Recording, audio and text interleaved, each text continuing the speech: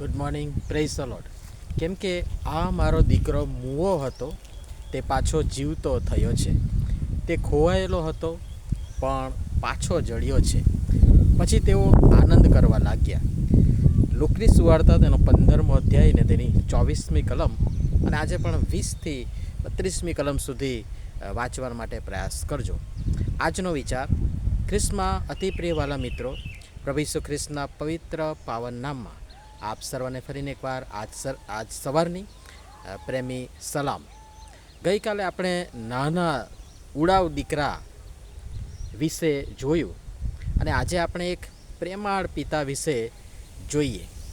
આશાથી રાહ જોનાર પિતા, પ્રેમાળ પિતા, માફ કરનાર પિતા, સ્વીકારી લેનાર પિતા, પુનઃસ્થાપન કરનાર પિતા, તક આપનાર પિતા, સમાધાન કરાવનાર પિતા, એક આશાથી રાહ જોનાર પિતા. કેટલા વિષયો અને સંબોધન આ પિતાને આપણે આપી શકીએ છીએ. તમે જોશો તો શરૂઆતમાં નાના દીકરાએ મિલકતનો પોતાનો ભાગ માંગતા પિતાએ કોઈ પણ જાતની કચકચ વગર તરત તેને બંનેને વહેંચી આપ્યો. અને જે મિલકત હકીકતમાં દીકરાઓની નહીં પણ અસલમાં તેમના પિતાની જ છે. પિતા ધારે તો ના પાડી શકે, છતાં પણ વહેંચી આપી. કુંવાર થયેલ એ દીકરો જ્યારે પરત આવ્યો અને પરત આવતા તે હજી ઘણે વેગળે હતો. તેને જોઈને એ પિતા દોડીને તેને ભેટે છે અને વેગળેથી દૂરથી એને જોયો. મતલબ જ્યારથી એ દીકરો ગયો હતો બધું છોડીને અને બધું પોતાનું લઈને, ત્યારથી એ પિતાની નજર એ દીકરો જે માર્ગ પર ગયો હતો એ માર્ગ પર જ હતી કે હમણાં મારો દીકરો પાછો ફરશે. અને આપણે જાણીએ છીએ કે નાના દીકરાની કેવી હાલત હતી, કેવી દશામાં એ પાછો ફર્યો હતો અને કેવી દશામાં એ હશે. એમ છતાં પણ પ્રેમાળ પિતા એ ગંદા ગોબરા ગંધાથા કપડાં કે તેના શરીરને નથી જોતા, પરંતુ દોડીને તેને કોઈ પણ જાતની સુગ અને શરમ કે ક્ષોભ વગર તેને ભેટે છે, તેને ચૂમે છે. વળી નોકરોને તાબડતોડ આદેશ આપ્યો, એને સારામાં સારો જામો પહેરાવો, નવડાવો, ધોવડાવો, હાથે વીંટી ઘાલો અને પગમાં જોડા પહેરાવો વગેરે વગેરે આપ સર્વ જાણો છો. વળી પરત ફરેલા એ નાના દીકરાને લઈને ઘરમાં આનંદ કિલ્લોલ થતો જોઈ બહારથી આવનાર મોટા દીકરાને જાણ થાય છે. ત્યારે તે મોટા દીકરાને ખોટું લાગે છે અને ગુસ્સે પણ થાય છે. એના વિશે આપણે આગળ આવતીકાલે જોઈશું. અને એ જ્યારે ગુસ્સે થાય છે ત્યારે આ પિતા માહે આવવાને રાજી નહોતા.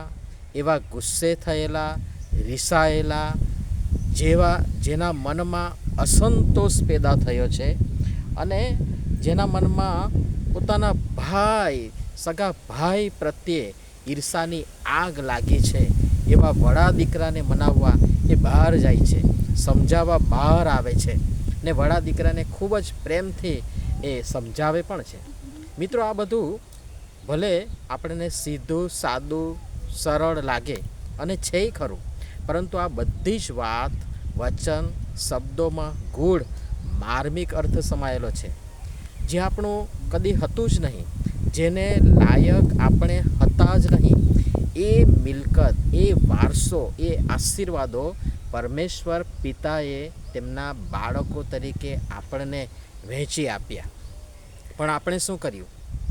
એને આપણા વિવિધ ખોટા શોખ, જાત જાતની ખોટી કુટેવો, કસબણો, સ્વાર્થ વગેરેમાં આપણે ખર્ચી નાખ્યા, વેડફી નાખ્યા અને કદાચ આજે પણ એ બદફેલીમાં વેડફી રહ્યા છીએ.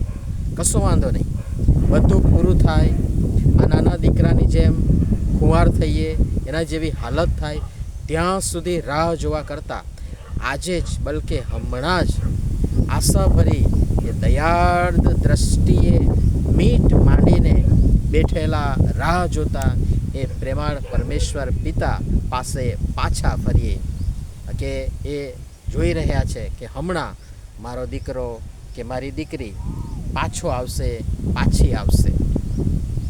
હા, ગમે તેવા ખુવાર થઈ ગયા હશો, નીચોવાઈ ગયા હશો, ચિત્રે હાલ થઈ ગયા હશો, ગંધાતા મેલા ગોબરા, જેને કોઈ નજર સુદ્ધા નાખીને ન જુએ એવા હશો, પણ પ્રેમાળ પરમેશ્વર પિતા વેગળેથી દૂરથી તમને જોઈને આ દયા કરીને દોડીને તમને ભેટીને ચૂમીને તમને સ્વીકારવા, અપનાવવા, માફ કરવા, બચાવવા, નવા કરવા બે હાથ પ્રસારી તૈયાર જ છે.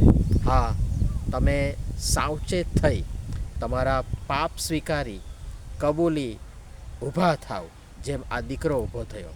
પસ્તાવો કરો, બાપની પાસે જાઓ અને કહો, મેં પાપ કર્યું છે.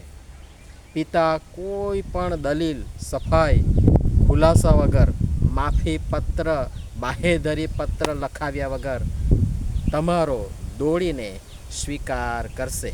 હા વાલાઓ, આ આપણા પરમેશ્વર પિતાનો અસીમ, અમાપ, અગાધ, અકલ્પ્ય, અમાપ અને અવર્ણનીય પ્રેમ આપણા પ્રત્યેનો છે, જે તેમણે તેમના દીકરા આપણા તારના પ્રભુ ઈસુ ખ્રિસ્તમાં પ્રગટ કરી આપણને સ્વીકારી એ હક અને અધિકાર આપણને પ્રદાન કર્યા છે. પિતાના એ પ્રેમને યાદ કરો, પિતાનો હર હંમેશ આભાર માનો અને પ્રભુ આ બધી બાબતો સમજવાના માટે આપણ સર્વને તેમની કૃપા આપો. આમીન. ધન્યવાદ.